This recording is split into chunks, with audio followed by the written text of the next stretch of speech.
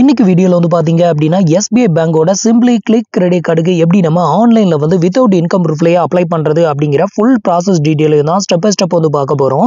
So உங்களுக்கு வந்து SBI பேங்க்ல ஒரு பேசிக் என்ட்ரி லெவல் கிரெடிட் கார்டு வாங்கணும், அதுவும் வந்து ஹையஸ்ட் அப்ரூவல் ரேட் கொண்ட ஒரு கிரெடிட் கார்டு வாங்கணும் அப்படின்னு நினைச்சீங்கன்னா நீங்க ட்ரை பண்ண வேண்டிய கிரெடிட் கார்டு வந்து பாத்தீங்கன்னா SBI பேங்கோட simply save credit card, simply click credit card.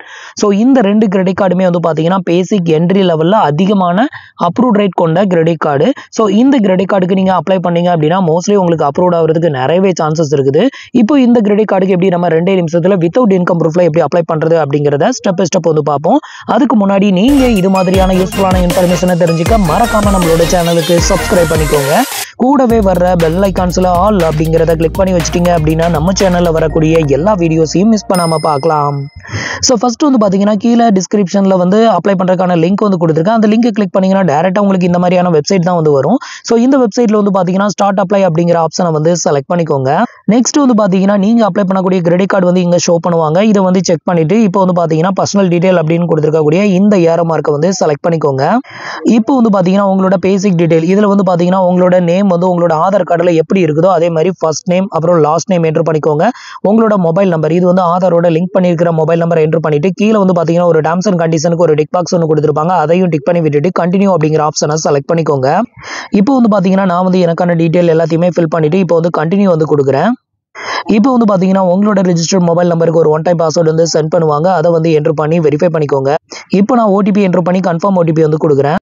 அடுத்தது வந்து பாத்தீங்க அப்படின்னா உங்களோட பான் கார்டு நம்பரை வந்து என்டர் பண்ண சொல்லுவாங்க. இந்த இடத்துல உங்களோட பான் கார்டு நம்பர் அப்புறம் உங்களோட பான் கார்டுல இருக்கிற மாதிரி உங்களோட டேட் ஆஃப் பர்த்தையும் என்டர் பண்ணி கன்ஃபார்ம் வந்து பண்ணிக்கோங்க. இப்போ நான் எனக்கான டீடைலை ஃபில் பண்ணி கன்ஃபார்ம் கொடுக்குறேன். இதை வந்து ஃபில் பண்ணதுக்கு அடுத்தது வந்து பாத்தீங்க அப்படின்னா உங்களோட பான் கார்டுல இருக்கிற மாதிரி உங்களோட நேமையும் ஃபில் பண்ண சொல்லுவாங்க. அதையும் வந்து ஃபில் பண்ணிக்கோங்க. ஃபில் பண்ணிட்டு கன்ஃபார்ம் கொடுத்துருங்க. அடுத்தது வந்து பாத்தீங்க அப்படின்னா உங்களோட மதர் நேம் வந்து கேட்டிருப்பாங்க. இதுல உங்களோட mother name with initial enter பண்ணிக்கோங்க. அடுத்தது உங்களோட பர்சனல் இமெயில் ஐடி, ஒர்க்கிங்ல இருக்கக்கூடிய இமெயில் ஐடி என்டர் பண்ணிக்கோங்க. ரெஃபரல் கோடு வந்து தேவை கிடையாது. அடுத்தது கீழே வந்து பாத்தீங்கன்னா ஒரு டிக்ளரேஷன் ஆப்ஷன் ஒன்று கொடுத்துருக்காங்க. அந்த டிக் பாக்ஸையும் டிக் பண்ணி விட்டுட்டு கண்டினியூ டு ஸ்டெப் 2 அப்படிங்கிறத கிளிக் பண்ணிக்கோங்க. அடுத்தது வந்து பாத்தீங்கன்னா நீங்க வந்து சேலரிடா, அடுத்தது வந்து பாத்தீங்கன்னா உங்களோட ஒர்க் பத்தின டீடைலை வந்து ஃபில் பண்ற மாதிரி இருக்கும். இந்த இடத்துல வந்து பாத்தீங்கன்னா நீங்க சேலரிடா, செல்ஃப் எம்ப்ளாயா இல்ல ரிட்டையர் பர்சனா அப்படின்னு கேட்டிருப்பாங்க. ஸோ இதுல வந்து நீங்க எந்த கேட்டகரியோ அதை வந்து செலக்ட் பண்ணிக்கோங்க. இப்போ நான் வந்து பாத்தீங்க அப்படின்னா செல்ஃப் எம்ப்ளாயி அப்படிங்கறத செலக்ட் பண்ணிருக்கேன். ஸோ செலக்ட் பண்ணிட்டு கீழே வந்து பாத்தீங்கன்னா கண்டினியூ வந்து கொடுக்குறேன். அடுத்தது வந்து பாத்தீங்க அப்படின்னா உங்களோட கம்பெனி நேம் வந்து கேட்பாங்க. இந்த இடத்துல உங்களோட கம்பெனி நேம் என்டர் பண்ணிட்டு உங்களோட டெஸ்டினேஷன் என்னவோ அதை வந்து என்டர் பண்ணிக்கோங்க. நீங்க சேலரினாலும் உங்களோட கம்பெனி நேம், அதுல உங்களோட டெஸ்டினேஷன் வந்து கேட்பாங்க. அந்த ரெண்டையும் ஃபில் பண்ணிட்டு கண்டினியூ வந்து கொடுத்துக்கோங்க. இப்போ நான் செல்ஃப் எம்ப்ளாயின்னு கொடுத்ததுனால என்னோட கம்பெனி நேம் அப்புறம் என்னோட டெஸ்டினேஷன் என்ன அதையும் வந்து ஃபில் பண்ணிட்டு இப்போ வந்து கண்டினியூ வந்து கொடுக்குறேன். அடுத்தது வந்து பாத்தீங்கன்னா உங்களோட ஒர்க் பிளேஸ் அட்ரஸ் வந்து கேட்டிருப்பாங்க. இந்த இடத்துல வந்துட்டு நீங்க சேலரிடா இருந்தாலும் சரி செல்ஃப் எம்ப்ளாயா இருந்தாலும் சரி உங்களோட ஒர்க் பிளேஸ் அட்ரஸை என்டர் பண்ணிக்கோங்க. நீங்க சேலரிடன் என்டர் பண்ணீங்க அப்படின்னா உங்களோட ஹோம் அட்ரஸும் உங்களோட ஆஃபீஸ் அட்ரஸும் ஒரே அட்ரஸா நீங்க ஃபில் பண்ணக்கூடாது. இது வந்து நீங்க செல்ஃப் எம்ப்ளாயினா 2 அட்ரஸும் ஒரே அட்ரஸ் வந்து ஃபில் பண்ணிக்கலாம், ஆக்செப்ட் வந்து பண்ணிக்கும். ஸோ இதுதான் இதோட கண்டிஷன். இதை வந்து ஃபில் பண்ணிட்டு கண்டினியூ டு ஸ்டெப் 3ங்கிறத கிளிக் பண்ணிக்கோங்க. அடுத்தது வந்து பாத்தீங்கன்னா KYC வந்து கம்ப்ளீட் பண்ணணும். இப்போ வந்து பாத்தீங்கன்னா டிஜி லாகரை பேஸ் பண்ணி நம்ம வந்து KYC வந்து கம்ப்ளீட் பண்ணணும் ஃபர்ஸ்ட். ஸோ கண்டினியூ டு டிஜி லாகர் அப்படிங்கிறத கிளிக் பண்ணிருங்க. இப்போ வந்து பாத்தீங்கன்னா உங்களோட 12 டிஜிட் ஆதார் நம்பரையும் இதுல கொடுத்துருக்க இந்த கேப்சா கோடையும் இங்க என்டர் பண்ணி நெக்ஸ்ட் வந்து கொடுத்துக்கோங்க.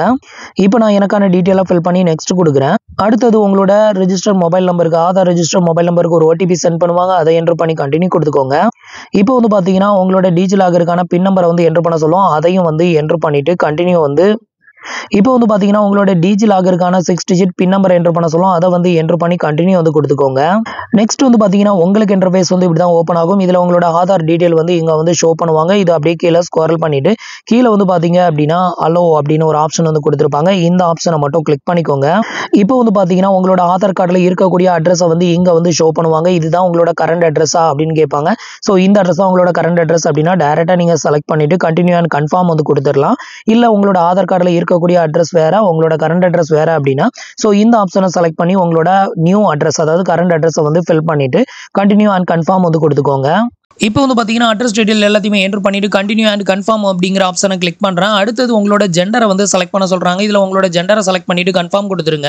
நெக்ஸ்ட் ஃபைனலாக வந்து பார்த்தீங்கன்னா உங்களுக்கு இந்த கிரெடிட் கார்டுக்கு எலிஜிபிலிட்டி இருந்தது அப்படின்னா மட்டும்தான் இந்த ஸ்டேஜில் வந்து பார்த்தீங்கன்னா congratulation you are eligible for this card அப்படின்னு சொல்லிட்டு உங்களுக்கு இந்த மாதிரியான ஒரு இன்டர்ஃபேஸ் வந்து ஓப்பன் ஆகும். உங்களுக்கு எலிஜிபிலிட்டி இல்லை அப்படிங்கிற பட்சத்தில் இந்த ஸ்டேஜில் உங்களுக்கு வந்து ரிஜெக்டட் ஆயிரும். இப்போ நமக்கு வந்து பார்த்தீங்கன்னா ஃபைனலாக எலிஜிபிலிட்டி இருக்குது அப்படின்னு சொல்லி வந்திருக்குது. இதுக்கு அடுத்தது நம்ம என்ன பண்ணணும் அப்படின்னு பார்த்தீங்கன்னா நம்மளுக்கான KYC வந்து கம்ப்ளீட் பண்ணணும். அதை வந்து எப்படி நம்ம கம்ப்ளீட் பண்ணுறது அப்படிங்கிறது வந்து பார்க்கலாம். இப்போ வந்து பார்த்தீங்கன்னா கீழே வந்து கண்டினியூ அப்படிங்கிற ஒரு ஆப்ஷன் வந்து கொடுத்துருக்காங்க. இதை வந்து கிளிக் பண்ணிக்கோங்க. இப்போ வந்து கண்டினியூ கொடுத்ததுமே இதில் வந்து KYC பண்ணுறதுக்கான அந்த பேஜுக்கு வந்து ஓப்பன் ஆயிரும். ஸோ இந்த KYC வந்து பார்த்தீங்கன்னா 2 டிஃப்ரெண்ட் டைப் ஆஃப் KYC வந்து பண்ணலாம். ஒன்று வந்து பார்த்தீங்கன்னா வீடியோ KYC, அனதர் ஒன்று வந்து பார்த்தீங்கன்னா ஆன்லைன் பேங்க் வெரிஃபிகேஷன். ஏதாவது ஒன்று வந்து கம்ப்ளீட் பண்ணால் போதும். இதில் ஃபர்ஸ்ட் மெத்தடை வந்து செலக்ட் பண்ணாதீங்க. இந்த மெத்தடை செலக்ட் பண்ணோம் அப்படின்னா ஸோ இது வந்து ஒரு லாங் ப்ராசஸாக இருக்கும். இதுக்கு பதிலாக நீங்கள் வந்து செகண்ட் மெத்தடை செலக்ட் பண்ணிக்கோங்க. இதில் வந்து பார்த்தீங்கன்னா ஆன்லைன் பேங்க் வெரிஃபிகேஷன் அப்படின்னு இருக்குல்ல, ஸோ இந்த மெத்தடை யூஸ் பண்ணி நம்ம வெரிஃபை பண்ணோம் அப்படின்னா வித்தின் மினிட்ஸ்லேயே நமக்கு வந்து கார்டு வந்து அப்ரூவ் ஆகி நம்மளுக்கான கிரெடிட் லிமிட் எவ்வளோ அப்படிங்கிறத வந்து ஷோ பண்ணுவாங்க. ஸோ இப்போ அதை வந்து எப்படி கம்ப்ளீட் பண்ணுறது அப்படின்னு வந்து பார்க்கலாம். இதுக்கு வந்து பார்த்தீங்கன்னா செகண்ட் ஆப்ஷனாக இருக்கக்கூடிய ஆன்லைன் பேங்க் வெரிஃபிகேஷன் அப்படிங்கிற இந்த ஆப்ஷனை செலக்ட் பண்ணிட்டு கண்டினியூ வந்து கொடுத்துக்கோங்க. அடுத்தது வந்து பார்த்தீங்கன்னா நம்மளுக்கான செல்ஃபி ஃபோட்டோஸ் வந்து அப்லோட் பண்ணணும். இதுக்கு வந்து பார்த்தீங்கன்னா ஓப்பன் கேமரா அப்படிங்கிற இந்த ஆப்ஷனை செலக்ட் பண்ணிக்கோங்க. இந்த ஆப்ஷனை செலக்ட் பண்ணி உங்களோட செல்ஃபி ஃபோட்டோ கிளியராக இருக்கிற மாதிரி எடுத்துட்டு ஐ லைக் இட் அப்படிங்கிற ஆப்ஷனை செலக்ட் பண்ணிக்கோங்க.